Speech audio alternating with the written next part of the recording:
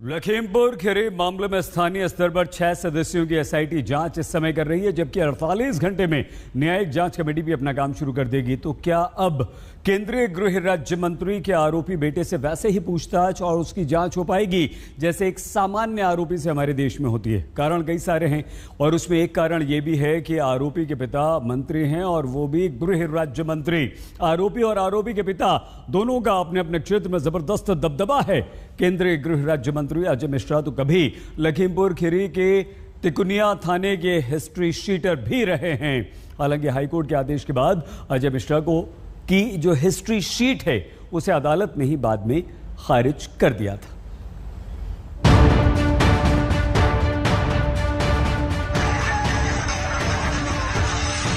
FIR हुई है या नहीं हुई है इसके विषय में तो हमको नहीं पता है।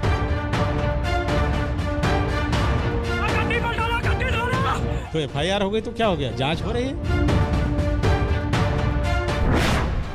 एक पिता जो केंद्र में मंत्री हैं और मंत्री जी के पुत्र जो लखीमपुर केस में आरोपी हैं,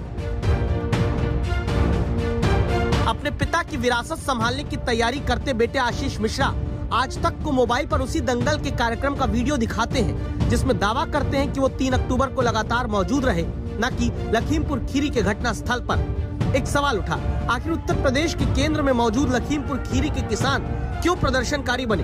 दावा हुआ केंद्रीय गृह राज्य मंत्री के सितंबर के आखिरी में दिए गए इस बयान के कारण।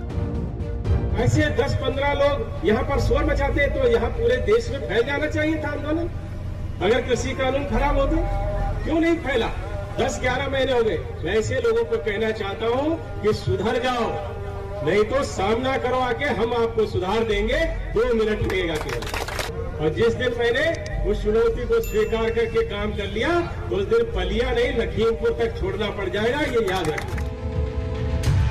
इस बयान में केंद्रीय मंत्री अजय मिश्रा खुद के सांसद विधायक होने से पहले का अपना इतिहास याद दिलाते हुए सुनाई पड़ते हैं। तो क्या वो ऐसे इतिहास की बात कर रहे हैं जब अजय मिश्रा पर लखीमपुर के ही तिकुनिया थाने में हत्या, घर में घुसकर मारपीट और बलवा के 4 मुकदमे दर्ज थे?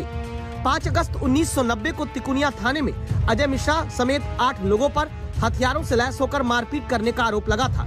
8 जुलाई 2000 को प्रभात गुप्ता नाम के शख्स की हत्या में अजय मिश्रा समेत 4 लोगों पर नामजद एफआईआर हुई थी। 31 अगस्त 2005 को अजय मिश्रा समेत 4 लोगों पर मारपीट और दंगे का केस दर्ज कराया गया था।